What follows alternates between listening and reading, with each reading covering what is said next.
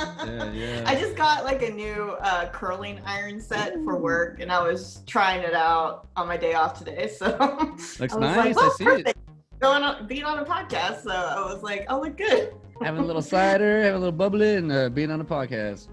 Yeah. A brand new curler. That looks nice. It looks nice. I like it. But I'm Thank you. gonna compliment you a little bit just to be forward with it. You are an artist. You know how to work my head, the hairstyle.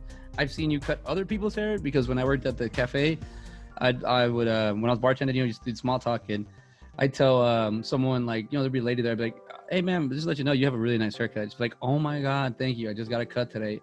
If you ever need a good haircut, just go to that Tony and Guy and you ask for Mona.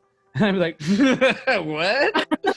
And they'd be like, ask for Mona. She's really good. And I was like, oh shit. That's Mona. She cuts my hair. She's like, oh my god, your hair always looks nice. I was like, oh, I know. It was like my regular, but you cut talking. And I was like, yeah, she does it. Like, I like growing it out and making it real ugly and messy, and then just having you just clean it the f up. Like it's just like, and then I'm like, hey, I'm good again. Because I don't know. I think you've got the trend where I text you like you cut my hair like at 2, and then like at 9 p.m. I text you like, hey, I really like my haircut because it's like I'm like, hey, it looks good. Hey, that's a good job. But that's cool. I like this. So I like that you're actually doing it on yourself, and it looks nice. Thanks. I did burn myself. Man, you gotta learn. Trial and error. Trial and error. But we are gonna start this. But yeah, I do like the fact that you watched this movie, and this is the first time you've seen it. This is the first time I've ever seen it. Yeah. All right. So I didn't really have any of my notes ready, but I am gonna just do a little bit of a cheat sheet. But this is because I know I've seen this movie way too much. I own it. I'm kind of sad that when they were showing the live screenings here in Austin and the cast and crew would come into Q&As, I just didn't have the guts to like I don't know, go to them. I was kind of like, oh, nobody's gonna want me to see me there. I don't know. I was just kind of weird about it, but I'm kind of sad that I missed out on those. But at the same time, Monster Squad does fall under I want to say it's pretty close up there. It's probably my top 5. It's one of my favorite movies. I saw it really young. I saw it when I probably saw this movie came out in 1987. I probably saw it in like 1990, 1991. And after I got introduced to the Frankenstein, Dracula. Once I got into that mythology, I remember being like, I wish there was a movie that they had them all together and they all they were just in it. And as a little kid, I was like, oh, it'd be cool, because I think I saw like a cartoon or something like that. And then when I actually saw the movie, babe, can you get her to stop that? Thank you. When could you hear the squeaking? Yeah, it sounds like I was like, yeah, if I can hear it, sounds like. Sorry, Jade. I was saying so as the movie came out, and I remember I saw the Oz one, the before Return to Oz. Return. Yeah, I love that one. So that one I've only saw that like once, and I was like, this movie trips me out because I just saw the Wizard of Oz, and I just read the story in school. And I was like, wait, what? Like that looks like a crazy. And I thought I dreamed it. I thought it was a dream. I dreamt it. I thought I dreamt it. Like I was like, wow. I think I saw a movie like that, but I remember there was no like YouTube, or you couldn't bring it back. There's no Google. So I just saw it and I was like, oh, I saw this whole movie, but I thought I made it up. But then later on, I found out it was Return to Oz. I was like, oh wow, that's a cool movie. It's like it's far out there. So when I saw when I saw this one, I kind of was expecting a little bit, kind of like as a little kid, like hoping it was dark. And this is kind of like a dark comedy in a way. Like yeah, I would agree. It's not really like it's not funny, haha. It's just the things that they do when these kids get in there. I think a common theme that I have as a filmmaker, just a film viewer, I tend to like a lot of buddy movies, best friend movies, and like kid movies, because it just reminds me a lot of my youth. And this is the one. This is one of those great ones where it's just like it's science fiction, horror, drama, fantasy. It's all of them combined. And the way the movie is made, it's very straightforward. It's not it doesn't lie to you. It's just like you have to kind of have to fill in the blanks as you go. And you know what I'm saying? Yes, for Like sure. you kind Yeah, because when I was watching it, I was like, okay, why are they doing that? Or why is it leading up to certain things? Because I was just like, they don't even explain that. Because like when like Dracula and Frankenstein are in the plane, you're just like, what the yeah. heck? Like, are they just there? There's no lead up to why they're in there, and where are they going? And Where then are you they know, going? and I was like, where is this town even? Like, actually, I had to Google it because I was like, where is it like taking place? Yeah. I figured it was Louisiana because they're in the bayous for that Yeah. one, The scene like where the monsters are staying. the merman. But yeah, but I was just like, this could be Alabama. This could be, you know, those like coastal states.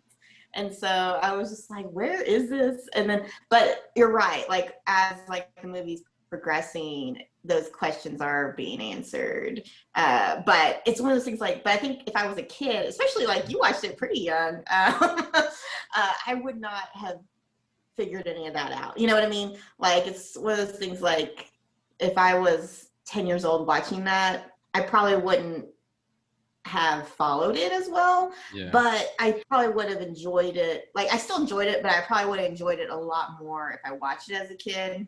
I think Because I would no, fixated on the monsters, you know? Yes. Like I'm just more enthralled with the monsters instead of as an adult watching it. I'm just like, what the fuck is that? Why, Makes no sense. Where's the continuity? Yeah, I was just like, what the heck? Yeah, why are these I was kids? just like, why does Dracula know how to do everything? He could drive. Oh yeah.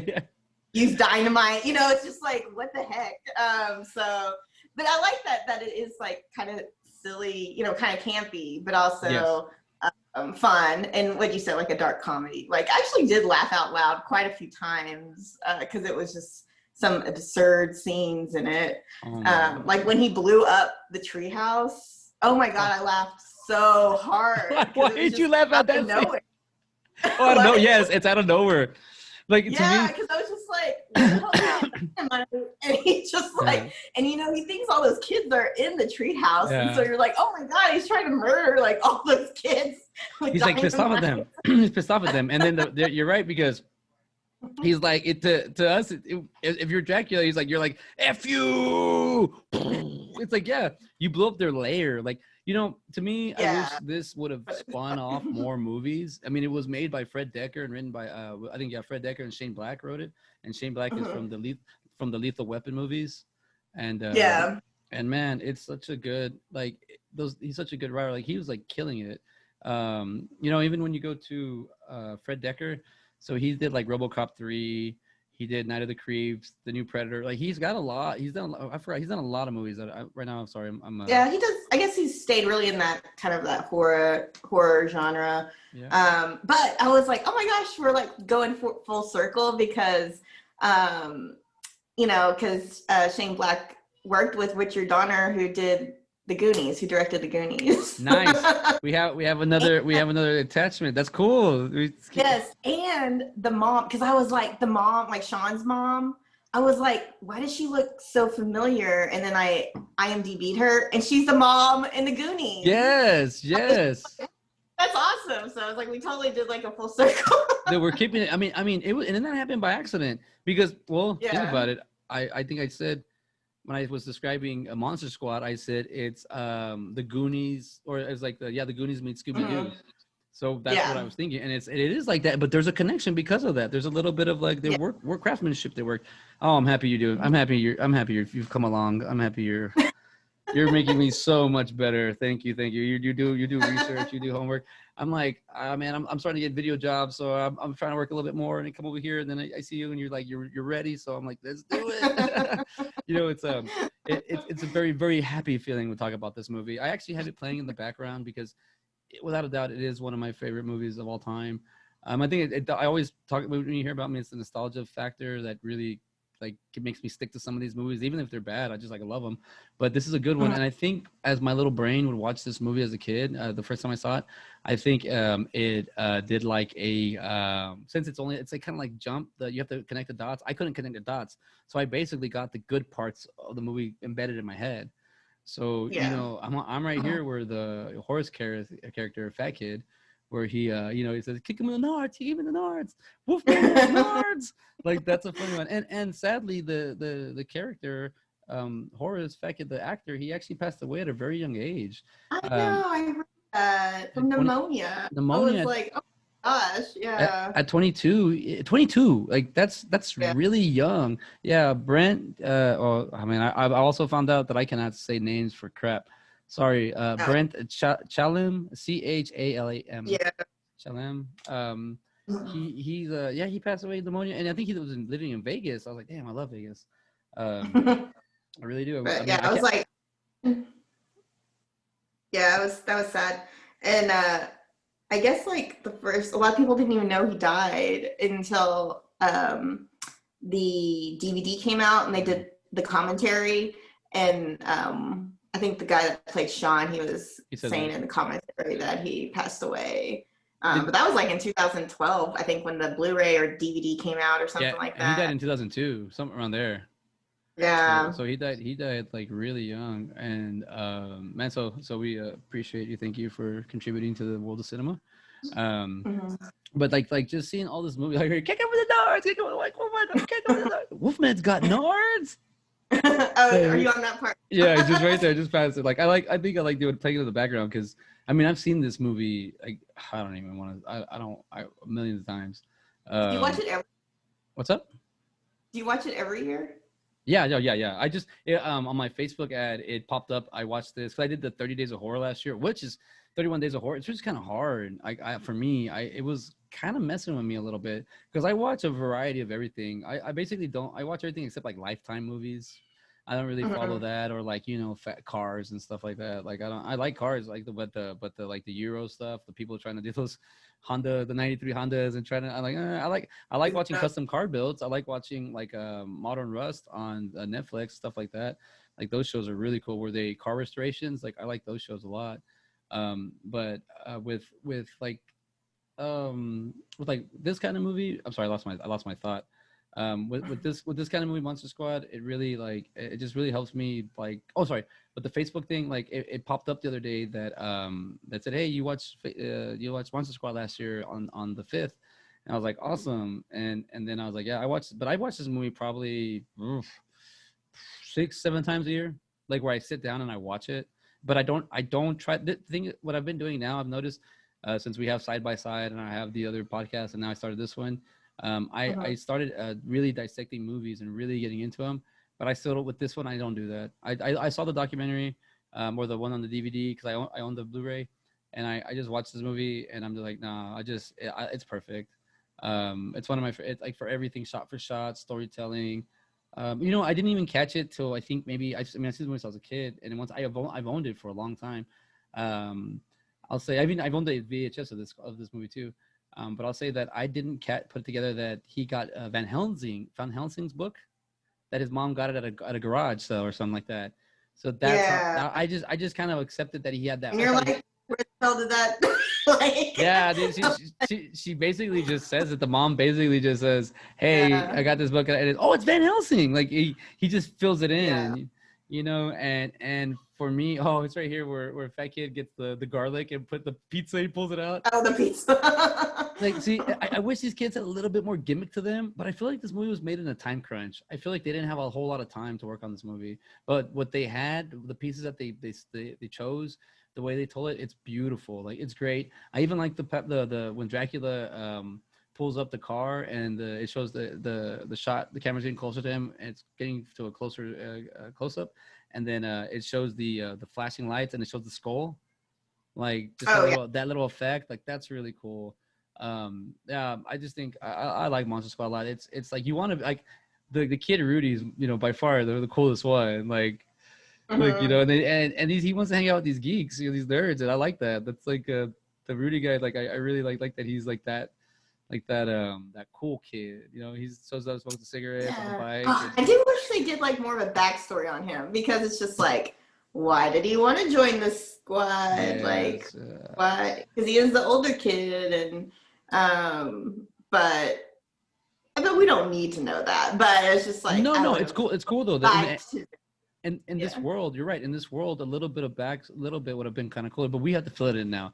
We kind of think, what is he from a broken home at this era, or is his parents? Is he a rich kid? His parents get money, or is he poor? We don't really need. It's because I think okay. So I think I just figured out that the reason I love this movie is it's a simple story. It goes straight. It goes straight to like it just shit tells you everything. It doesn't try to twist. It's up front. You're just seeing these kids battle these. I mean, even the mummy. The mummy is such a cool scene when they when Rudy does the arrow and does the mummy. Yeah, it's such a cool scene, but it's a simple scene, and that's really you only see the mummy like 2 or 3 times, and even the merman. They shoot him at the end, and you hardly saw him. Yeah, you hardly see him. Sorry, it's spoilers. I forgot about that. I said at the beginning. But yeah, this is a spoiler podcast. You should know this by now with me. But like with like that's such a cool scene to shoot. It's cool, but you don't see the mummy a lot. It's just here's the mummy, 2 or 3 scenes, and then he puts the arrow, he does the rap, and he comes he starts unwinding, and that's such a cool way. I never thought about getting rid of a mummy like that. That's so easy. You get the sense of the love they have for Frankenstein, but you really don't understand why. Like you don't really. He's just kind of there. He's like, I'm with you guys. You don't get a backstory about why Frankenstein decides to help him. He's not like he's like a part of the bad club, the villain club, and he decides, you know what? I think we're doing bad things. I need to change. He just shows up but you don't. But and that's what I'm saying. I don't have to dig too deep with this movie. There's no layers to it. It is what it is. It's everything. That's what I love. I don't like too many twists. I think when I first went through that M Night Shyamalan with the twist and everything, that was cool because I expected that from him. But other movies I didn't want to. A lot of movies always try to have, especially nowadays, everything wants a twist. Like, why can't we just be up front and just watch a movie? Just watch a couple kids kill some freaking some iconic monsters. Which I was like, holy crap! I was like, they're shooting so many guns. I was just like, these kids are shooting so many guns and bows and arrows. That's cool though. I love that when Rudy says, "I'm in the fucking club, aren't I?" Dude, that's it's so cool. Like he's just a badass. Like he's the guy. Like that's what I love. He's the enforcer. And they don't have we pick that up. We can create that world in our head, and then if we choose to discuss whatever how we got here, it doesn't matter. Like here he is with the dynamite. You're right, dude. He's like pissed off at the kids, and there he is. He just throws it. He throws it perfectly into the freaking. But yeah, I think it's like he's pissed off. He's like, oh, and Stanley Shaw is in this movie. I met him. He's a pretty cool guy. I like him. He's nice. I met him last year at Frightmare, or yeah. And he was cool, but I mean, is that his partner? His partner, the cop? The cop partner. I do like the dad and the son dynamic in this movie. His dad's a hard ass, and he's still trying to be. He's cool, but he's just like his dad. To me, I feel like his dad never really wanted to grow up. He grew up, but I made that up. There's no telling that. I just picking it up. And then this is his best friend. This is his partner, and like that has to piss him off.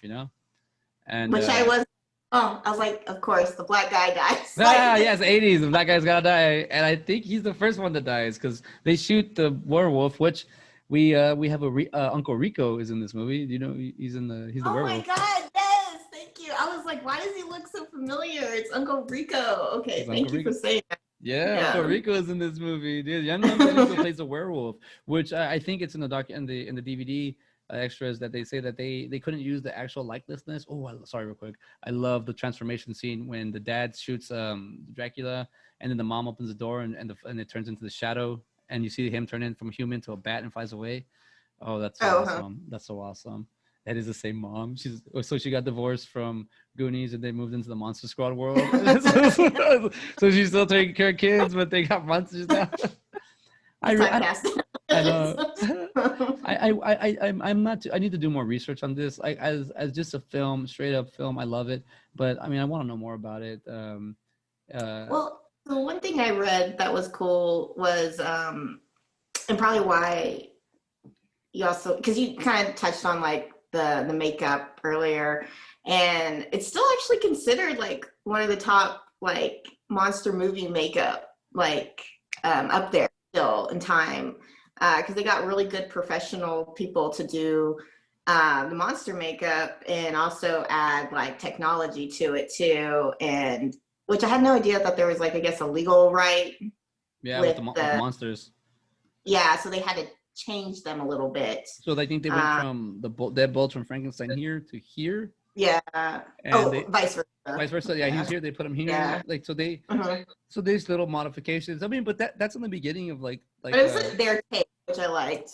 You know. Yeah. I mean, this is the part right here, Rudy. Oh, and then the sister reading the book, and she's supposed to be, you're not a virgin. Well, I have kind of. What do you mean, kind of, sort of? I love that character. Oh, I'm in the goddamn club, aren't I? Okay, with a cigarette. But see, this it's a little too forward. These girls are just coming at him like, just, I'm just being an idiot. I'm being a stupid critic guy. Like I would like, cause I love this movie so much. It's too short of a movie. I wish they cut a little bit of a depth. Like it's so good. So I feel like they didn't have a schedule, but I would have liked to see Rudy have to struggle a little bit with these vampires. I would love. It's cool that he kills them, and I like Horace steps up. I wish Horace would have like had more of a fight scene with Merman. I wish like I mean they do kind of get it. Like yeah, see like Rudy doesn't really struggle with these things. Like he just kills them really easy.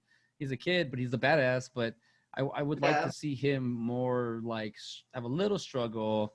Have a little problem with it because like I've been saying I think a lot of my podcasts I've been recognizing on my movies that I do not like strong characters where they're too strong.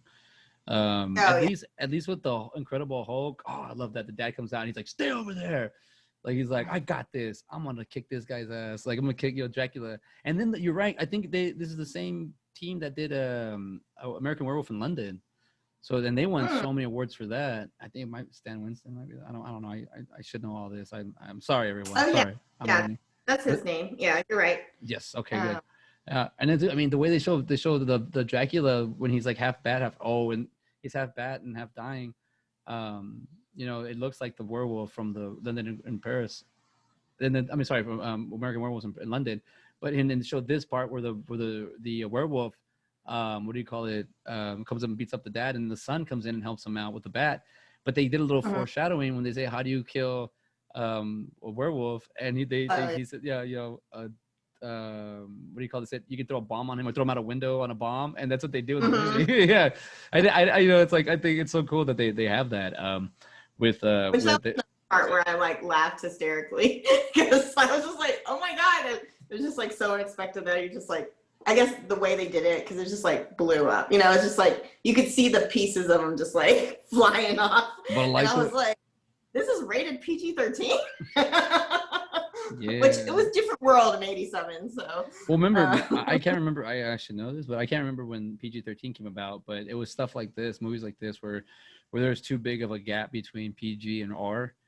That they were like, so they added that. They had that PG-13. So there's a lot of movies that kind of snuck in. You're right, because the werewolf is coming to life and he moves around. But man, it's just so cool. He's putting himself back together. Like they have the best friend. They have like it's a spider with human with spider head, or it's like or spider with human head, whatever that monster is. Like they have like friends. Like they do have a monster club, and they do have these are the kids that you need to help you out in this situation. Dracula could have picked anywhere else, but he picked the wrong city, and he picked this city with these kids. And they got it. I wish it just gives you a little bit more. See, so you have a little bit of Rudy like having to like he just killed 2-3 women. He's kind of like he's thinking he's dealing with it, but then. Here comes werewolf, and he has got to fight the cows, and he beats him up. Like it's cool that's like. I like that. But then Rudy does the silver bullet because they did that in advance. They knew they were gonna need it. Like these kids are prepared. Yeah. These kids I was like, he freaking made those silver bullets in his class. I like that. I was like, oh my gosh. Yeah, there's so many things that you can't do in movies like that today. You know what I mean? Oh yeah. Everyone's all stuck on their phones that they don't like, Like yeah, back then we actually did stuff. But like, so yeah, you're right. Back then, now that they go to class and like, well, this is wood shop, it's Photoshop, and you get in there, you just clean it all up. No, I do. I love this movie. Like, I'm sorry, everybody. I am just kind of like, it's on, and I'm putting in the background just so I can kind of like keep me in the spirit of of this show. But man, I really do love this movie. And Uncle Rico, he's like, thank you.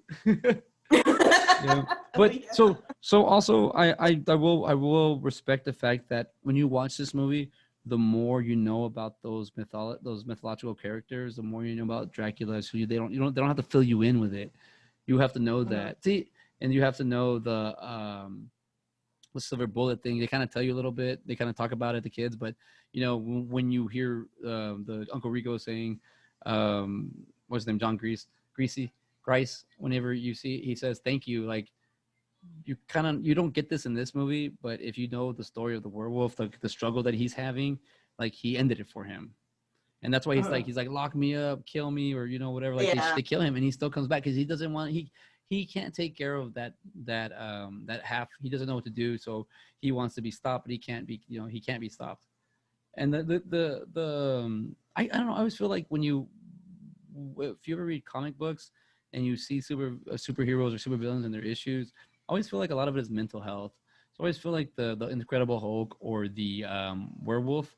I feel like it's like bipolar disorder or something like that, where Mhm. they have like two different personalities or something like that, or like a Zodiac, you're a Gemini, two people, but something like that. I always feel like it's the person writing it knows how it feels to be two people, and Mhm. like I feel like I get that with the Wolfman, and in this movie, they don't make him look exactly like the Wolfman from I guess I think it's Warner Brothers. I'm not just I don't know, but they make him look their version of it, and it still looks good enough. We fill it in ourselves like this is what he is, and that's what I Mhm. like about this movie. I definitely think this movie you have to meet definitely 50-50. You have to bring your imagination and you have to meet it with its imagination, and y'all will have a great Mhm. but I don't see there's any errors. I don't really think the CGI is that age that bad. I don't think there's really any problem. This movie looks really good. It's a lot of practical effects. I love practical effects. I love in camera effects. I love that it looks real. Like they take the Mhm. time to do that because it's easy just to put a green screen or change colors or do something different. But even this part, like Dracula just walking, you can't stop him. Like he's that powerful. But Mhm. they don't show you this in the movie. We kind of already know that. We kind of already know like Dracula's powers, his abilities, Yeah. and even now, I mean, even like in Blade, they use silver to kill vampires. Does that work in this world, this reality? We don't know, but in that Mhm. reality, it does. So, oh man, it's just I love this movie. I think it accidentally moved to number 5 around there, 5 or 5. Yeah, because I started loving other movies. Even like the way he talks to the little Phoebe, he's like, "Give me that medallion, Oh you man. bitch." Yeah. I was like, wow, that was that was extreme when he called a 5-year-old a little bitch, but also unexpected and funny. It works. It works because it shows you, but it also shows you. So, and this is why. So, if they would have just took a little bit more time and showed that Phoebe and Frankenstein love, because Mhm. when I was a kid and I watched this movie so many times, I actually thought that they had like I created this other world with them that Frankenstein and them did stuff and they're friends. But then when I saw the movie, I was like, whoa, it's a lot simpler than that. It's super simple. Mhm. Bogus. You actually like. I wish it would have showed more of that Phoebe and Frankenstein, so you really get the love. You get that like, oh, he's Mhm. really like but because you don't get that Frankenstein's a bad guy. It seems like they're just trying to use him as a vessel or something. Yeah. Like they I don't don't think like. he was inherently bad or anything. I think he's always inherently good. Um, he was just kind of the hitman for Dracula, I guess you would say. Is that what he's supposed to do? I don't really understand the plot. What is Dracula's was? What is he doing? What's I his mean, that's job? what I got out of it was like he like can. I mean, I guess he can't control him, right? But he does have like Dracula has so much power. He is like the head of the group, and so he's like commanding him to kill these children. But doesn't mean he has to because he does have his own like free will. Yeah. Uh, but he is scared of him. He is scared of Dracula. It, yeah, the more that, and I don't really break down this movie at all, and the more I'm breaking it down now, like we just have to fill the parts in ourselves. Like even right here, where Sean is getting dragged into like the vortex or whatnot, Van Helsing comes back out, and we're like, oh yeah, Um, yeah, like he's been stuck in purgatory this whole time waiting or what, like. Like, I mean, it's okay. Like, I don't. It's such a kick-ass movie. Like, I don't want to question it. Yeah. I'm not gonna go that deep into it. I just like that when he pulls Dracula in and he's like gives Sean like the thumbs up, and I'm just like, God, that's so funny. Yeah. You go. It's like, I do that, Mona. If I had to drag Dracula into a vortex, a tornado, and you had to stab him in the chest, and I saw, but I'd be more like that. No, I mean, I love this movie. I mean, even the sad part of Frankenstein, he's so damn strong. If he just threw Dracula up in the air like that, why can't he hold on to the damn bricks? Or why don't they show that it's, he's like, why can't he hold on to Phoebe? It's like, it's sad. Well, because he realizes he's a monster and he doesn't belong in this world. That's what I took from it. He purposely let go because he doesn't belong in our world. That's what I got. So the mummy's dead. The vampiresses are dead. The Wolfman is dead. And so, so basically, and then he throws her he throws the bear. So then Frankenstein lives. Dracula lives. So Dracula lives? Even though being impaled by a fence, a steel fence in the chest, and Sean stabbing him with a wood, and then Van Helsing grabs him. Dracula's pretty badass. Apparently, which I was like, shouldn't he have died? Like, he got stabbed in the heart a couple times. Like, I feel like he should have died, but well, they even show like steam coming out, like he pierced him so bad, like the heat of his body is coming out. Yeah. Like it's a crazy impalement. I like that this movie is just it's just a great movie. Like, you can't be too hard on it, you can't be too light on it. It's just an enjoyable movie. I love the Monster Squad poster, which I always forget that the DVD. That's a good poster. The DVD. I own the 11 by 17 little. I instead of buying, I love having movie posters, but instead of buying like big ones like that, I love having the big ones, but they take up so much space. I'd rather have 11 by 17s. Just so you can have more.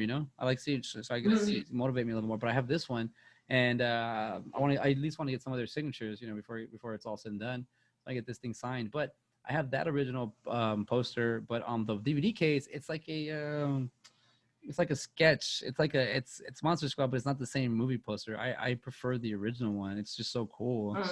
It's so groovy. It's like graphic design at its finest. Yeah, you got Frankenstein, Mummy, Dracula, Wolfman, and the Merman. I feel like they underplayed him. But then when I think in that DVD, it says that they had issues with the suit. And when they put it in the water, it just started falling apart. So I'm thinking. I'm thinking maybe can't put you in so much. And then I think out of all of them, he had the most problems with, I guess, because they couldn't call him the creature from the Black Lagoon. Like, he was that. Call him like, the merman or the gill man or something like that. But I did read that he had a lot of costume issues too. Yeah, I think that's what they had with this one. I mean, I've done research. I mean, I've seen this movie a lot. I've done research on this in the past. I can't remember a lot of it. I mean, just time. But the dad. Ooh, you better get out of the closet, Mr. Spooky. There is a monster. He opens it up, and it's right there. See, those are like the little humor behind it. Like, that's the cute little like stuff in it. But it does have like I can't. Okay, so when you said that, all I can think of is like poor little Eugene. He's like, who knows how old, like 7 maybe, and at the most. And I'm like, he's so calm throughout this whole movie. Even he. Like, I can't take, like, it's one of those things, like, I know it's like, I guess it's because I am an adult watching this for the first time, where I'm like, oh my gosh, like, if that was a real kid, he would like be flipping his shit, but it's just like, no, I'm like, this is a movie and it's supposed to not be so realistic, and it's just fun, it's because, like, if that kid was like freaking out, screaming, going into like, like a seizure or something, that's not going to be funny, it's like, it's going to be too realistic. So it's like, okay, let's make it more funny. But I did want to ask you about one thing the only thing in this movie that I was like, wow, that was really heavy, was when the scary German man, when like he translates diary for him and the kids are leaving and he's telling him, he's like, oh, I know what monsters are. I'm paraphrasing. And they show his like concentration camp tattoo. Do you remember that? Oh yeah, And then it just ends and you're just like, that was really like, that was a heavy moment. That and I was like, that was like that was just a completely different shift, you know. And it was quick. It didn't last that long, but they throw it in there, like. Yeah, I was just like, wow, that was really like heavy. But yeah, I just didn't know if you ever. I never really felt picked up that watching it. I never really picked up on that. Like I didn't like let it affect me in any way. But what I understand and understood is what I understood when I was a kid was a prisoner right away. So I was like, this. I mean, when he said that, like I was like, oh, he's not talking. Oh, yeah, he's not talking about the monsters themselves. He's talking about something else. And I was like, okay, like I kind of picked up that, but yeah, it's kind of dark, right? Like I know. I was like, oh my gosh, because that's real, right? Like that happened in real history. That's, you know, completely different. I feel like a tone compared to the rest of the movie. Not saying that was bad, but I was just like, wow, that I didn't expect that, and that was like really like dark, you know. It's like deep. It's deep. No, I think what they tried to do, there's a reality there. Like, hey, even though this is a movie, remember, there's also like this is dark. I mean, it's like they're just showing a little bit of dark on the light because this is a very lighthearted movie, but it really has a lot of dark scenes.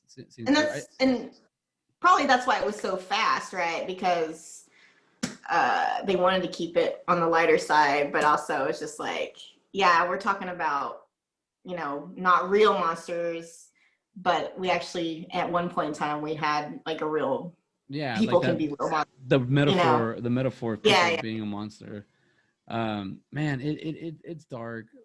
Something like that in a movie like this, because this movie, it kind of makes it seem like it's a playful kids movie. It really makes it seem like it's Scooby-Doo, and it's not at all.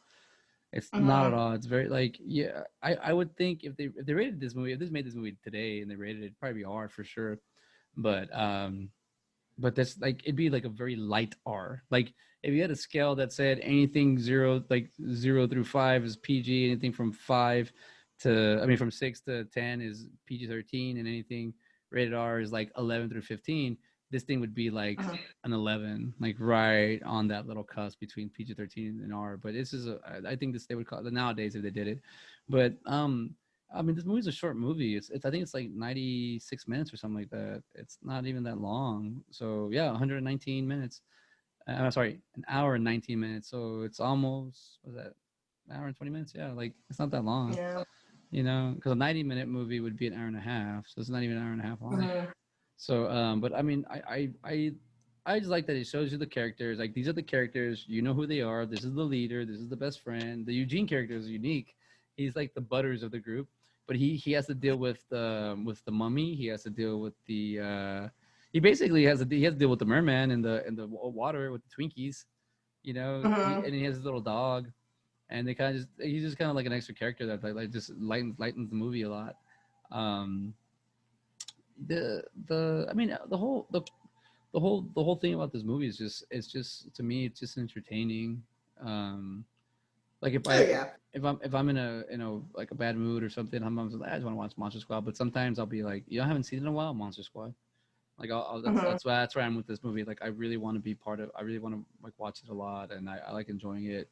Because when I saw it, like I saw it off of VHS at that, and I was like, man, this is such a cool movie. But when I saw it, I didn't really see the whole thing. I just kind of saw parts of it. And when I got older and I saw the whole movie through, I was like, no, I still love it. It still holds up. It's still a great movie. I like. I mean, it's a fun tale of just friendship, being kind of a mischief because they get in trouble in school, and then they have the cat lady teacher, the one they make fun of. That's kind of like they do cuss a lot. Oh. They do cuss a lot. I do like the conversations they have where they're like, and I will answer that question. Do you want to answer the question if Wolfman can drive? What? If they remember they're having a conversation and they're saying if the Wolfman, if he had a car, would he drive it? Or could he drive a car? What's up? Oh, I was like, I don't remember. Well, yeah. What they say, if they can Wolfman drive a car, do you think Wolfman can drive a car? Because they say, I guess he's a wolf, so he can just walk everywhere, run everywhere. But Yeah. do you think that as the wolf, Wolfman, would he drive a car? What do you think? No, I don't I, think so. I say yes because he's still the title of Wolfman. He's still a man, which is a human. So cars are meant for human beings. So I figured if he wanted to, he could sit down and drive, but I feel like he wouldn't I because feel like he's like too out of his mind to drive. You remember when they're in the van and like when they thought they killed him, but he was shot with regular bullets, like non-silver bullets, Yeah. and he comes back alive in the van, and he just kills the driver of the car and runs away. Yeah, And yeah. I'm like, I don't think he's can't control his mind at all. So I'm gonna say a big no on the driving part. So he's more primitive. He's way more wolf. Yeah, exactly. So like Bruce Banner and Hulk. When Bruce Banner Bruce Banner is way more logical and human being. When he's a Hulk, he's primitive and doesn't think. He can talk and he can conversate and stuff, but he doesn't care. But yeah, you're right. This he's an animal. He's an animal. Everybody, he's cold and crazy. He don't care. But when he's a person, he's like, "Come on, man, lock me up, shoot me." I would have I don't want to watch him locked up. But imagine having the Wolfman, the guy that's a werewolf. You lock him up, and then he gets it's gonna be crazy. So I was like that. Yeah, because that was kind of a weird part too. Because it's why would you want to be to expose yourself to? I guess. Because if they locked him up, he would expose himself. There is werewolves out there, Yeah, that's true. That's true. Well, they shoot him right away, so they put him in the morgue. I guess he dies, but then he heals. I mean, so that's another thing. How come? Well, see, I don't want to do this movie. I'm not gonna do it. I'm not gonna do it. I love this movie too. See, I'm telling you, this movie has a lot of questions. It does. It does. Like it's okay. It's okay. But you got a lot of answers. You gotta take it straightforward. I'm pretty sure they've been questioned a lot, and there's probably some forums out there that I'm not aware of. But I mean, he gets shot. God damn it, he gets shot, and then they are able to put him in a gurney. Oh no, I'm lying. No, I'm totally full of shit, because the human dies, and then as he's driving, the full moon comes out and turns him into a werewolf.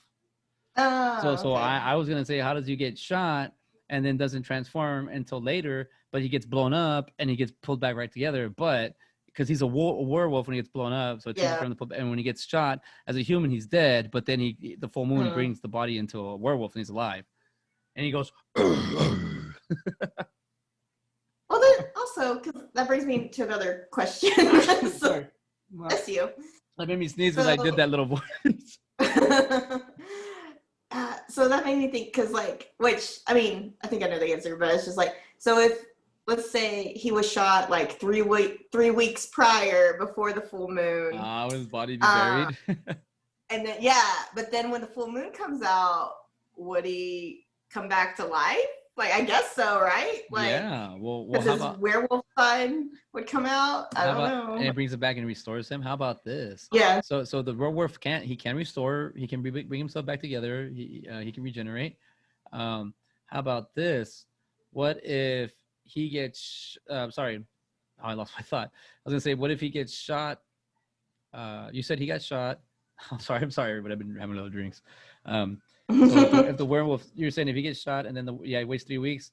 So no, that was it. That was right. You're right. What if something like that? What if he gets shot, he gets buried, and then he comes back and the werewolf's like, "Damn it, you got shot, you got dead. I gotta come back."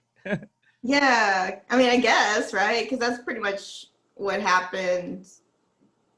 He did really die as a human, but the full moon came out just that same day. Yeah. So that's why he came back. Well, I think there's dialogue in the movie that says something about the full moons or something like that, where the wolf keeps coming back, keeps regenerating.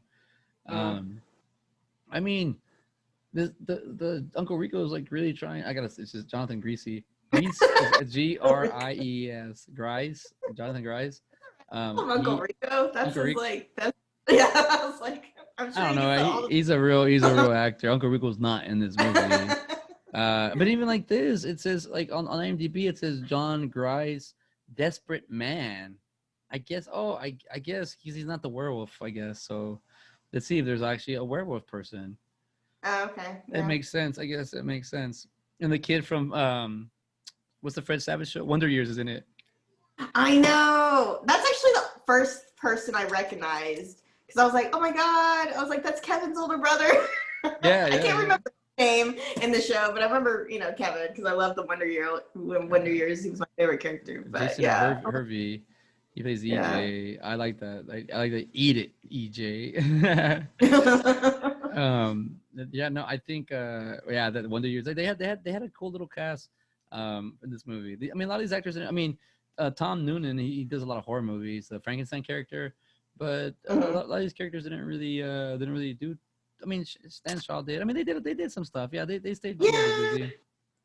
I mean, I will say, like, well, it's mainly the kids, right? Like, all the adult actors, they were already acting and Yeah. established, I guess, or, and even did greater things after this movie. But a lot of the kids actually, they didn't really act very much No. after that. Like, they did a little bit more child acting, but like the guy that plays Rudy, he's like a full-time musician and Yeah, he's yeah. been doing it for a long time. And then the guy that plays Sean, I read that he's a acting coach now. That's cool. Like so, and then like I guess the guy that played his best friend, I don't remember his name, but his wingman, Petra, I or was it? think he even really did much acting at all. Nah, he only has a few movies. He has a Children of the Corn. He has a credit for Children of the Corn, but that was 1984. Wow, that was before Monster Squad. So he has a little bit of resume, not too. Ended Yeah, 1990. so his Yeah, kids really didn't do a whole lot afterwards. Um, oh, actually, the little sister, she's the only one that's still Phoebe. Phoebe. She still does stuff, Ashley but Bank. Yeah. Well, she was super young. How old was she? She was born in 1981. Yeah, she's 3 years older than me. So yeah, she's still got some stuff going. Yeah, 2012. She was still doing stuff. She was on Frasier. Let's see what she's. Yeah, she has a lot of credits. Wow, she does. She's kind of did a kind of a lot of stuff here. Just a little. Yeah. No. Well, I mean, a lot of stuff that didn't really go anywhere. I mean, not saying anywhere, but just small productions. mhm. Yeah, but I mean, yeah, a lot of actors that they. Yeah, you're right. The older ones already kind of getting established. Man, but just for pound, this movie is one of my favorite. It's just entertaining. Like I like that. I guess that I get to create a story in my head the way I want it to Mhm. be told. I mean, I can't share that because then whoever watches it, their version is different than mine. But I will say Yeah. that, I do really just like he's like it's like he loves the Frankenstein box. He's like, but he don't really tell you why. You know what? Sometimes, as a filmmaker, you just gotta go with what you got, and the time crunch is gonna beat you if you don't take it on. And I feel like something like that with this movie. I mean, it's just so cool. Like being a kid and watching this, I was like, whoa! I noticed that there were some movies that I would talk about when I was a kid. A lot of people didn't watch, but it's because I didn't realize I was watching these adult movies as a kid. Some people, parents actually pay attention to parental advisory. My parents were like, "Oh, it says parental advisory, so I guess that means good." It's like, Yeah, that was like 50-50 with my parents. But well, what I thought was interesting because it is PG-13, but like all these kids are like under 13. oh yeah, they So can't even watch they can't even watch it's their own like movie. Rudy. Yeah, so I just thought that was funny. Okay, so it has 4 nominations and 3 wins. Academy Science Fiction Fantasy Horror Films in 2008. It won Best DVD Classic Release. Yeah, dude, we were waiting for this one for a minute. Let's see. It's a nominee of Academy of Science Fiction Fantasy Horror Film 1988. It had Best Supporting Actor, Best Performance by a Young Actor, which was the Sean character, Andrew Gower. Best Hmm. Music, Best Costumes. Winner in the Brussels International Film Festival 1988, Fred Decker. It was a good movie. Young Artist Award, Outstanding Young Actors, Actresses, and Ensemble in Television or Motion Picture. The kids, they won it in 1988. Oh, Man, okay. that's cool that they were able to really they got some Oh yeah, recognition. that's good. Yeah, because I was like reading about it and it just seemed like, oh, this movie was a flop. but then it became like a cult, cult favorite later on. But yeah, but like doing research on it, I was like, oh man, this movie didn't do well at all in the box office. But oh gosh, I think it's the guy that played Sean. I think he was saying, like one quote I wrote, it was just like, we made a movie that was 20 years ahead of its time. Like ahead of its time, yeah. And I was like, oh, that's probably true, yeah. Oh my God, it did not do good in the movies at all. Wow. So the budget was 12 million and it only racked in 3.8 million. Holy crap, man. Wow. I'm pretty sure I probably contributed a lot to that 3.3 DVD sale. Or I mean, VHS. I was like, but wow, that's crazy. I mean, but I'm starting to think it has here a definition for cult classic, but what I'm starting to think here for cult classic, I'm starting to think it just means like, it's not really like underground anymore. It's just out of time. It's got to wait for its time. A cult following refers to a group of fans who are highly dedicated to a piece of artwork in various medias, often referred to as a cult classic. A film, a book, music, artist, television series, or video game, among other things, is said to have a cult following when it has a small but very passionate fan base. This is off of Wikipedia for the Monster Squad information, the movie. But yeah, it's oh my God, this movie did not do well. Wow, I'm very surprised. I was like, sorry, I dropped that bomb on you. You dropped the bomb on me. Oh, in 2008, Rob Cohen was served as producer on the original film, said the rights to the film were back with Paramount and there were plans to remake the film. However, he had no desire to direct it. In 2010, it was announced that Michael Bay's Platinum Dunes had officially signed on to produce the film, with Cohen now confirmed to direct and Brian Gunn writing the screenplay. The announcement of a remake and Platinum Dunes involvement was not met with much positive reaction. Well, yeah, I don't want Michael Bay to make this movie. From fans of the original in 2014, Platinum Dunes producer Brad Fuller. But he would get that dynamite scene really good. Oh God, he'd put that. He'd have freaking ejaculate every time, just throwing dynamite everywhere, just going. Carrying his back and walking away. Yeah, I know. And then oh God, everything. He'd be like, "Hey, Dad, I want to watch the movie. Let's go." Oh no, Dad. He'd have the every dynamite scene, the car. The God, there's three of them in here. I think there's three of them in here. The dynamite scene in the cave, the dynamite scene in the house, and then the car, and then the dad. Is there four? The Wolfman's one. Is there one in the beginning? Oh yeah. Is there one where they show the dynamite where he looks for the amulet or something? I think they use one there. Oh, for sure there's three. Yeah. For sure there's three. There might be four. My memory's a little fuzzy. But so wow, Michael Bay with those three alone, that's too many for him. That's just him. That's just him showing like another short movie in the beginning of the movie, and then when it ends, it just Michael Bay. It's like explosions. And that's like I said earlier with M. Night Shyamalan. It was like he's known for it's a twist. It's a twist. I'm gonna be known for making the same movies that look exactly the same and be like, yeah, they're good. But I think I'm a werewolf. Lock me up. I think he really does. He this movie really does kind of, you have to fill it in. I think I like filling it in, but it's. I mean, the mom and the dad are going through a divorce, or they're going through counseling. Like, this is dark, you know. And this isn't 87, so not really a lot of people like talking about. Like, this is very not talked about, a taboo, I guess, subject, and it's in this movie. So I guess like this movie might have been way ahead of its time. Like it's way ahead of the culture, way ahead of the way people thought back then, way ahead of I think maybe it's right. I mean, honestly, I can't wait till I show Maxwell this movie, because I really think he's gonna enjoy it. It's one of those dad's father-son movies I want to watch with him. Because I don't think it's really that bad. I don't think it's that bad. I think it's entertaining. I think once we introduce him to monsters, I don't know when to introduce him to Freddy Krueger. That's my guy. I think I'm gonna might wait till he's like the junior high or something, or high school. Like, hey, because I have a few pictures with him, and I have a lot of memorabilia of Nightmare on Elm Street. So I'm like, eventually he'll be curious. I have to wait on that one. I don't know. I don't know. I saw it at a very young age, so I love it. Damn, it's pretty dark. Yeah. The lock me up scene. Huh? I was just saying, this dark, that lock me up scene. Lock me up. The guy just shoots him. What were you gonna say? Sorry.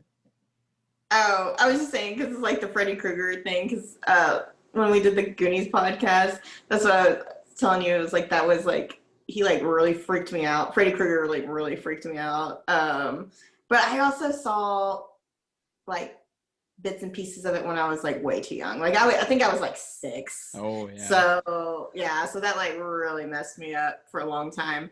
But yeah, that's why I was like, no. Well, not understanding exactly. That would mess you. Yeah, that could mess you. I mean, I think I was.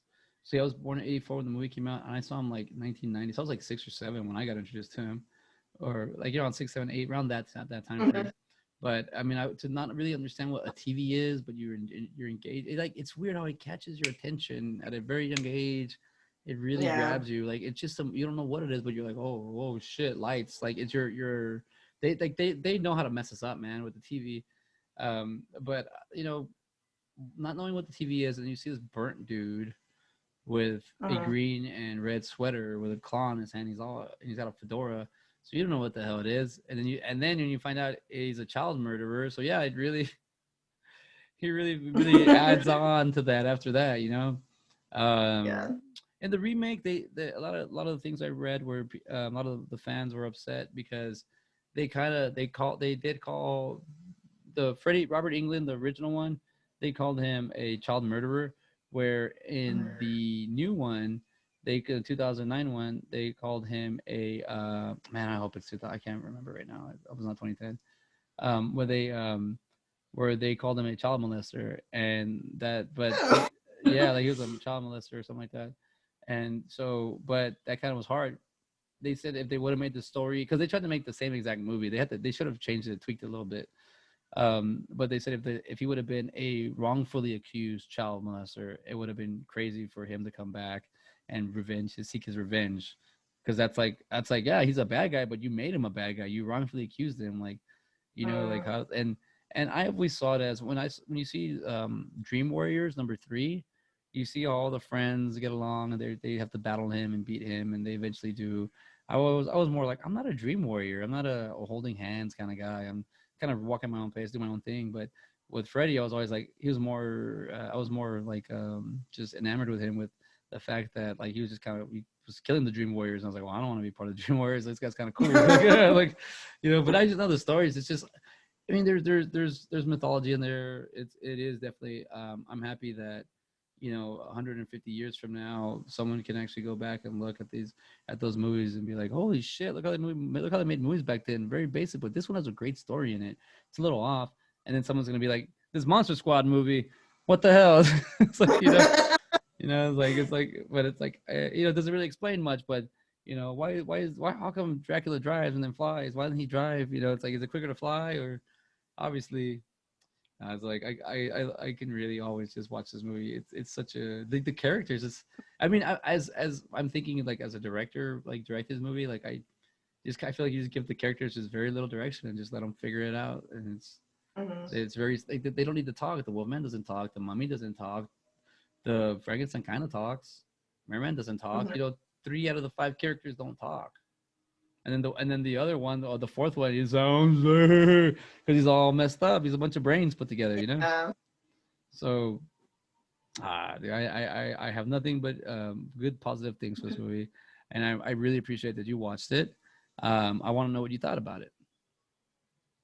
Like not like of the final, like a final score. Like, what do you think? Like, recommendation. What do you think about it? Like what would you rate this? Like a out of. Oh wait, what do we rate? I don't know how we did last time. I think we went through 5 or something last time. Okay, yeah, I was like, I think we did 1 through 5 last time. So 0 being the lowest and 5 being the highest. So what would you rate this movie? I'd probably do like a 3.5. A little bit above average. Okay, I like that. No, I like that. Yeah, I was like, I mean, I'd get like, perfect, above average. And I recommended it to my sister because I was telling her, like, I was like, I'm going to watch Monster Squad. Have you ever seen that? And she was like, I've never even heard of it before. And so I told her, I was like, You know, it's like it's an 80s flick, and it's like it kind of has like a Goonies-esque vibe to it. And it's just, you know, it's campy, it's funny. So I was like, I did recommend it to her, and she sounded Cool. really interested into it. Yeah, I mean, kind of like what you were saying. I was like, I thought it was, you know, it was like trying to get out of my head of like, stop asking all these questions and just like, and enjoy the, you know, the moment, you know, the movie. And like, I did find it very entertaining, and I did like it. And like, I mean, it had like good themes to it too. You know, it had good themes of friendship and family, and bravery, and like trying to be, you know, a hero. And Yeah. so I was like, I did, you know, pull some good things out of it. So yeah. I like that it's like their children dealing with a dark reality and they know how to handle it. Like they just don't scare Mm-hmm. it. That's what I like. I think I remember why Rudy wants, but see, this is the other confusing thing. Does Rudy want to join the club to check out the sister change? Like he knows about it, or is it like a perk that he kind of gathered? Because it looks like he just the first time he notices. Like, because Yeah. if he intentionally wanted to join to do that, he would have went straight like, oh, there it is. But he kind of like was like, oh crap, like he's like he kind of noticed. So I wonder like if that's why he wanted to be in it. But I think he really inside he's really a nerd too. He just doesn't want to show it because he's too cool. Yeah, I think so too. I like Um, I like and then they do play on that Phoebe being the little sister and how they treated siblings. You know how some siblings you treat them. mhm. You know you kind of pick on them. I'm hard on my siblings, but not hard. Like I just pick on them, like make them a little tougher. Like, hey, you know, I'm the older. I'm the oldest. I'm the oldest. I gotta do it. I'm the oldest. I gotta let you know that I'm the manager in charge. All right. I gotta. It's like, you know, it could be cool. And like, I'm the top one, so I gotta put them down. Not playing. I don't put them down. Just kind of little reality, little dose of reality. But I do like the fact that there is a lot of. And I think I could relate to this. You know, family problems, and then having friends for outlets, and then you know being like they love being part of a club. They like watching Mhm. movies. I like watching horror movies or comic strips, whatever it is at the time, graphic novels. And that's kind of like it reminds me a lot of myself when I was younger. You know, playing basketball, going on these AAU trips, having my friends, and then like being Mhm. into comic books, being into movies, being into like a lot of things. And I, I I I appreciate the young version of me for that because as the older guy, I'm just kind of like I'd rather if we're gonna get older, I don't want to talk about politics. That's stupid. I'd rather talk about other things, and I'd rather get lost in a world like this, and I'd rather ask those questions and figure out why. And I'm not saying I'm not avoiding politics. I'm just saying I'd rather talk about this. Yeah. But I like this. You know, it's a boy. They don't focus too much on the Sean character. They don't focus too much like if like he's having issues. Like he's just like man, whatever, man. I'm just gonna keep going. Like I'm the leader of this crew. I gotta take care of them. You know, Mhm. I do like the way that the dad when he's trying to ask to watch the movie and the dad kind of him and have that playfulness like oh then they kill him if they locked up his body and put it in sent it to Antarctica and he's like oh that was number 7 dad like he was Mhm. just making that up and the you know the playfulness they talk about that Eugene that character he's lovely man little Eugene character he's just a cute little kid that has to deal with all this shit but I mean, obviously, I rate this a 5. This is in my top 5. This movie is always. I mean, it's gonna be really hard to debunk this one from number 5 to move to 6 for me. I'm not. I don't even know it's number 5. I know it's up there, but a 5 on the 5 scale. Entertaining, a relaxing movie. You don't have to go too deep. You can go into depth with it if you want, but you don't have to. Mhm. Um, I enjoy it from tip to bottom. You know, I mean, from bottom to top, like it's awesome. It's also it doesn't feel like an old movie. It doesn't feel like a very No. old. It feels like okay. It feels like it was shot not too long ago, but it's I have to I kind of hate saying that this is not old, but it's already 30 years old. So it's like, you know, it's like Yeah. because I'm older than you so I'm like, yeah, but it is. There's a reality there. It doesn't feel like it's stuck in that time. I feel like this movie just is like if it was a book. It'd be like you can read it at any time. It's a good little read, you know. Yeah. I mean, if you just like change their hair and their clothes, like it'd be fine, you Yeah, know? exactly. You'd be in modern times. I Yeah. I do like that the nerds, that the geeks, they want to have someone cool with their crew. Like they already have someone in. Like that's cool. That really makes you establish you as a crew. You know, you got the little parts Mhm. filled. But this movie doesn't have to grow too much on you. You just see it. It's a nice little getaway. It's a nice little fun little hangout. It's like your friend for 1 hour and 19 minutes. Um, I, I wouldn't really compare it to any other movie than the Goonies or it's its own standalone. I can't really think of any other movies right now off the top of my head that are similar to like Friends, like Sandlot. I like Sandlot. Oh, that's a great. Yeah. That's a good one. Like that's a bunch of kids getting together. That's a nice one. Mm-hmm. I would think Sandlot would be a nice movie to talk about. Those guys are always like featuring it here. Like they get like out in the like Salt Lake and stuff. They would, I don't know, maybe Oh, before the epidemic. They would, really? yeah, they would go. They would do little things, get together, come meet the guys. I guess they found a way to make money, like just to be themselves and the characters from the movie. So, but I want to Mm-hmm. meet them. They were at one of the Comic Cons I was at, but I didn't budget them in for my thing. I kind of missed out. I should just took at least a group photo of them. But it gets kind of pricey there, and I don't mind it. But it's like because I'm playing catch up. But once I'm caught up, I'm not gonna be buying it too much. Mm-hmm. But I do like the Sandlot. Which other movies would be like group of friends that are like this? There are quite a few. I just can't think of. I mean, Adventures in Babysitting is kind of similar, but that's more of a Oh, journey. That's more of a journey. Where this one's yeah. more of a time frame. It's just like a little snippet of this world. Mm-hmm. I like Adventures in Babysitting. That's another one that's kind of dark. 80s movie. It kind of Yeah. comes in. Have you seen that one? Uh, I have seen it. It's been a long time though since I've seen it. Oh, that Um, that one's probably played in my house 3 times a year, 4 times a year. We have the DVD. We watch that one. That's a cool one to sit down and watch, and just kind of enjoy. I'm about to find out about the fourth stick of dynamite. Let's see. I think he uses it right here in the house. I replayed the movie. It started over. I know we're getting kind of late, so we'll be hanging up pretty soon. We could, but I need to find we out. gotta figure out this dynamite Yeah, figure that. At situation. least I want to know because I don't want this lingering for people listening or myself, or I don't want people being like dumbass. He is for just accept it. Like so I'm gonna wait till the dynamite goes, and then we'll see. We'll go to another other movie we would like to kind of break down. Do you have any Halloween movies you're looking at? Because I like this one because it's Halloween. It's Oh yeah. Halloween. Is there anything else you I want to think see? well my yeah, I would say probably my favorite Halloween movie. Yeah, you have a It's not, favorite? yeah, it's Hocus Pocus. I Oh, love Hocus. oh God, yeah, okay, yeah. My other podcast, Side by Side, I said a brief little Hocus Pocus story where I was at a bar that the bar that was when I lived on Congress, that South Congress, that the bar that was right across my house. I was there and I was bored. I was like, oh, I guess I mean you kind of everyone's let's go to the bar. And you guys, it's not I'm bored. This is too much. So one time I got on my phone and I don't know if I think it was on iTunes and I saw and it said the other day like Hocus Pocus was like $3.99. I was like, okay, I'm gonna download it and watch this. So I'm gonna if it's like $2.99, $3.99, I'd rather close my tab and stop wasting money and just walk. And I did that. I watched Hocus Pocus. Like I was just sitting down like, oh, I love this movie. Like it was like. I It's did the it. greatest. I love Hocus Pocus. Do you want to run They're gonna amok? do a sequel Oh, eventually. That's what I oh, heard. oh, But it keeps on. I think it keeps on getting like delayed or something. But all the like the Sanderson sisters, they would do it again. They would do no, the they came sequel. back. I feel Uh, like they're too late though, but I would like to see how they do it. I've been trying to figure out with these sequels when they go that far. You gets hard. yeah. It's really hard to keep them connected and keeping the generations Well, involved. there's a But book. oh, there's a They book. wrote a book. Yeah, they wrote a sequel, like a book, and it's gonna be about that book. Oh, okay. Yeah. So, Um, I but yeah, it's one of those things because I'm like, I mean, I guess I could play it off that because I mean they are like older, so I guess wait they could just be like wait. They're not they making don't. a. I'm sorry. I'm sorry. Are you say remake or a Oh, go ahead. sequel? A sequel.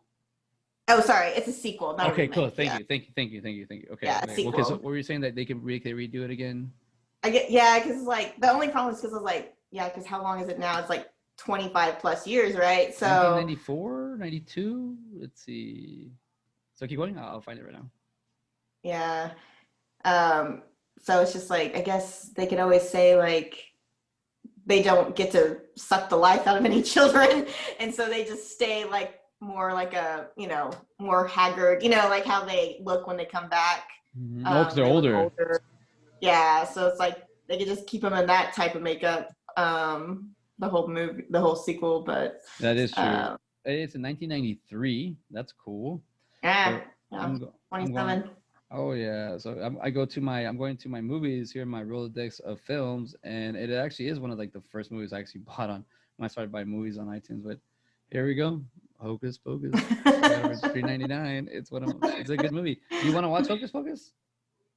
Yeah, I love Hocus Pocus. Yeah, I was like, I own it, and it's on Disney Plus now, I think. Oh yeah, and, I think I saw it too. So it's yeah. free. I mean, I own it. So $3.99 digital download. I need to buy the movie though, the DVD or the Blu-ray.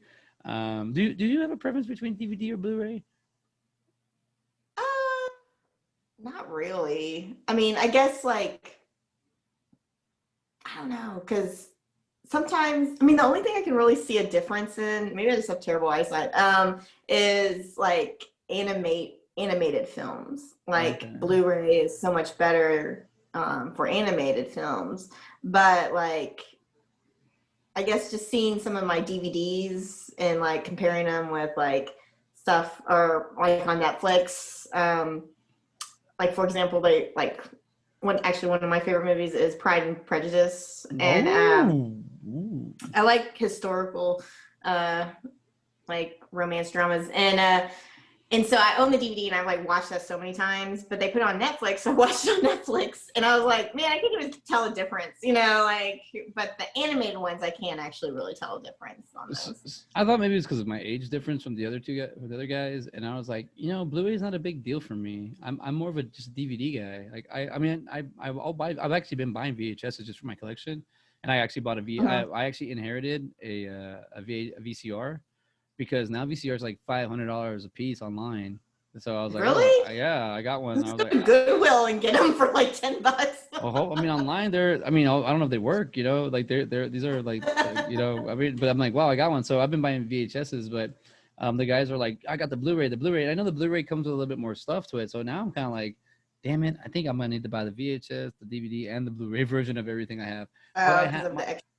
Yeah, but my collection has been growing, and I love that, because even like right now with the epidemic, like I was like, if even like all these networks just shut down, I have my movies. So I'm trying to buy all my top movies. I want to get my top 10 movies, and I always want to make sure I have them. But my window my rotating window of movies can always be derailed. I can watch a movie and just be like, I think that might be my newest like movie, and then find out that it's not, but it's now in the top 5 or 6 or 10 or whatnot, and so that means the rankings is always going to change, because I feel like as you get older, your palate changes, or I don't ever want to talk about a movie bad that I enjoyed when I was younger, or vice versa, something that I hated when I was younger. Then I got older and I understood it, but I just want to say that I appreciate everything that these filmmakers make. And I want to be one of those guys to contribute to the cinematography or the filmography of stuff. But as everything's like shut down, I really I just getting able to hold the physical movie is like really, really cool. So I think the fact that I don't own Hocus Pocus on DVD, I own it on digital download, because what if iTunes just shuts down or Apple goes away, and then that movie goes away? So Yeah, I'd rather own the Hocus Pocus. That is a worthy. That's probably my top 50. Maybe top 75. That movie. It is. I do remember. There is a family member of mine that I love a lot. They passed away in 1994, but I do remember watching this movie with her and my aunt Sylvia. We used to watch movies all the time, and I used to rent movies all the time from this little video store in my hometown called Green's Video, right down the street. And we would just go in there, watch movies. But that was one of the ones we saw, and I remember just being like, "Oh, this is such a great experience watching it." So that like, I gotta say, movies are always going to be subjective, just because it's art, or it's anything. They're always going to be subjective. But I feel like when you watch a movie and the mind frame you're in and the age and everything, it has a lot to do with it. But I honestly think that when you watch a good movie that you enjoy throughout all your life, like it's just like, oh, it's because you saw it at a certain time, maybe, or maybe because you get it, or maybe sure. yeah, or maybe because like if you're a kid, you went through something dark, and there's some movies that are there they show you some light. I still watch a lot of movies like that, and Hocus Pocus is one of those movies, even though it's not like in my top, like I'll probably say my top 50, but I watched a lot of movies with my aunt Sylvia, like a lot, like hundreds of movies. So it's like but I will say, like, I remember those kind of movies where we saw those at the theater opposed to the VHS. But I mean, Hocus Pocus, if those three, the Stafford sisters, if they were to come back and they were to be in modern time, yeah, I could dig that. A sequel in now time, I would love for them to like kind of just run through the PC people. That'd be kind of cool. Like the Stafford sisters just getting in there. Oh yeah, boy, like really making people like kind of step it up. And Yeah, that would be cool. That those twisted sisters just beat the crap out of people, and end up not making it. But is there a virgin in that movie too? Do they have that? There's a virgin No idea. in Hocus Oh, in Pocus? the original? No, like virgin, like you have to have a virgin do the because he reads the book, right? And he brings him back to life. Yeah. It says a Mm-hmm. virgin reads the book. So now we have a connection. Monster Squad No. had the sister read the she's you a virgin sort of. What do you I make think it was very biased and sexist. So it had to be a female, like a girl virgin. Like that's what I was just like. Did it? I don't know if it was maybe it was specified that it had to be a female virgin, but I don't remember it being specific. But that's what I do appreciate Hocus Pocus, because it doesn't matter if you're a boy or a girl virgin. It just needs to be. You just need to be a virgin. Well, let's say that the time let's say the times had changed there, and you're right. It should be since we're all equal, it should be either or. But I will put my 2 cents worth and say that I believe it has to be a female, or maybe I don't think it has to be a young female, just a virgin. I think they could use a 40 if they have found a 40-year-old virgin. Right, but I think what it as I think it's women. I mean, I'm a guy. I was raised by women, and a gay dude. So I'll say this much: I'll say the purity of a woman would probably stand more like a virgin woman has a purity to her, has more of a like she can speak directly, like be like genuine, like her soul, or I don't know. Back then, kind of time thinking, I feel like that's what they would kind of see. Like it has to be a girl, because you're right, because they could have used all the boys could have read the damn thing. Any of the boys could have read it. Yeah. And but you're right, it had to be a girl. And maybe because the boys were just going off with a diary, Yeah. Oh, and that's even like way before. Yeah. But now that I'm thinking about it, I was like, because in the opening, they got a young girl to read in the opening scene when it was like 100 years back, and then I'm sure it said that in the diary that it had to be like, or like they got a female virgin. But that's why I was like, Hocus Pocus is ahead of its time. They got That's true. Because he drinks it. He does. He drinks the elixir, and then that's what but that's what I love, that character. Oh, I forgot his name. I'll remember it. But he Max. Oh, my son. Yeah, I noticed that my son's name's kind of popular. What do you call it? But he to take care of his sister, he drinks it. He's like, "Come and get me." Yeah. But they make fun of, like, I like the way that it's like, a virgin. Always like picking at him. See, so Hocus Pocus is a playful kind of like, I don't a youthful, playful movie, but it's not as dark as this one, and I don't think it's as dark as Goonies. I think Goonies is a little bit more mature. Yeah. But Hocus Pocus is like not a slap. Is it a slapstick movie? Is it super goofy? I mean, there's goofiness for sure. Yeah, I mean, it's pretty goofy. Especially like when the sisters are walking around in modern times, and they're finding out what a vacuum is, and like people that are dressed up costumes, and like the devil's. We got to talk. We'll watch it. I'm joking, because I remember she puts the vacuum under her legs. See, we'll talk about it next time. Like, oh my god, I had time for a rewatch. I also like that we meet on Fridays. I like Friday night flicks. I just think that sounds kind of cheesy and cool, kind of like Saved by the Bell kind of feel, But yeah. So we're getting kind of close to the end. What's up? I was like, after school special. Yeah, because I'm really starting doing this, and I'm liking all the movies we're picking, because there's a lot of great ones you can easily fall into. But I'm wanting to do this for a while, so maybe in a few years or year or so, we're gonna have to go through the movies that aren't very appraised, and we're gonna have to see, because even at this, Monster Squad on IMDb got a 7.1 out of 10, 27,481 critics. That's a good. IMDb is a little bit harsh, man. That's a good score. Like, I mean, I see it as like, I mean, there's no 10s on IMDb. There's no 10s. Not that I mean, as of today, I haven't even checked, but I know there hasn't been. Like, I think Shawshank Redemption is the highest rated film on here. And what do you call it?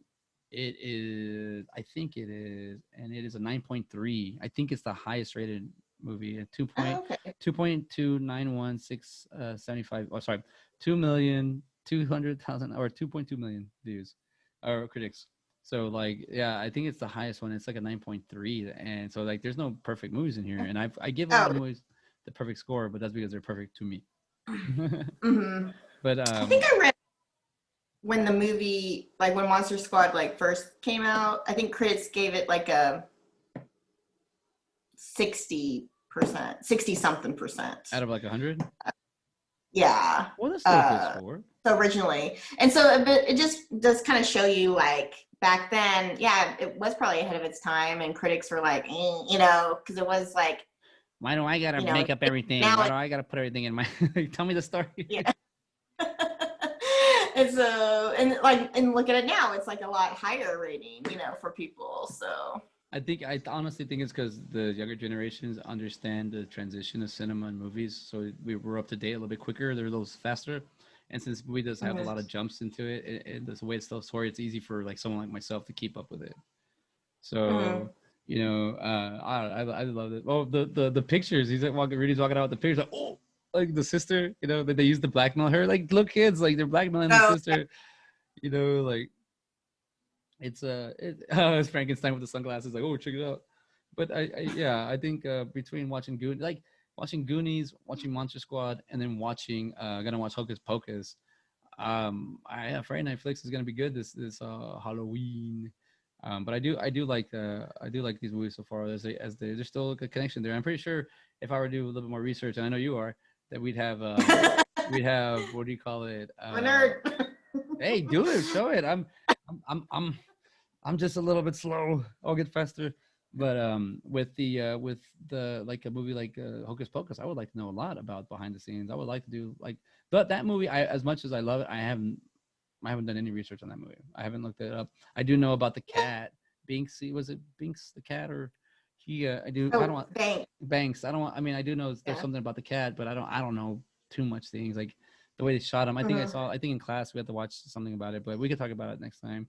But yeah, that movie, like these are great. These are so far good movies for, and there's still kind of a theme there. I mean, even the freaking Dracula going for a dinner with those girls, like, they're in the closet. Like, that's crazy. Like, he's got So, these young chicks in the closet. And why does he give him those pills? Is it to sedate him, or I think so. Oh, the werewolf? yeah, Yeah. why does So Dracula give him doesn't the run away because he has his like human mind. ah Um, and so, because he can only control him when he's a werewolf, he can't control him when he's a human. see, so as long as the full Yeah. moon's around, that Frank then I'm sorry, the Dracula can control the world. But yeah, I mean, I wish Mhm. we would have had a little bit more back. I don't wish. I just, if it would be cool, but whatever. Like you said, you used your imagination. Yeah, That's usually, good. honestly, when everyone starts seeing my feature links, I haven't done a feature. Yeah, but I would like for me to do my part. Here's the 50%, and your turn to do the 50%. I don't want to. You don't want to fill all the gaps, because the transition from the werewolf scenes right here. Sorry to interrupt, myself, but the switch. But I like that scene, the pan of the camera where he looks like a human and then he looks like a werewolf, and it's such a Mhm. great shot. Like, it's like, I'm gonna kill your son. It's like, that's a crazy like transition there. I mean, he's right outside the police department. He's on the payphone, and it's a payphone too. At that, payphones are Mhm. non-existent anymore. I mean, I haven't seen one in years, but I mean, when you walk in, Yeah. but I think so. yeah, it's a great. I mean, even you're right, it's Louisiana. The pump looks even like it's from the 1800s. Like, this pump, like, but like, like I would like to a little bit more about Hocus Pocus. That has great acting. It's got a good stuff, and I think all these movies all do have the theme of the kids, kind of like the young stuff. But this is like, Mhm. these aren't really. I mean, between these three, I know Hocus Pocus isn't like the child movie of the. I mean, it's the child. It's super kid friendly, but it's from the 90s, where these other ones we've seen were from the 80s. So I think it was just the beginning portion of Mhm. it. I do like there's not a whole lot of cussing in Monster Squad, so that's kind of cool. There's none in Hocus Pocus, so we'll see. We'll wrap it up here. We got it's almost 11:30. Well, thank you for meeting me again for another Friday night Of course. review. Yeah. Maybe might be have to be Friday Night Flicks at the Manic Movie. Maybe we'll name this title that. We'll see where we're going. Everything we do review wise is just kind of organic, just talking about it, just whatever. But next time you see us, we will be reviewing Hocus Pocus. I'm CJ. You cool, CJ. Give her Dracula. But he does it like real, like yeah. Yeah, really aggressive. Yeah. So in like the 200, that's what they were like. Is your sheep okay, Samuel? Yeah, like universe. universe. All right, CJ's with the peace. Bye. Bye.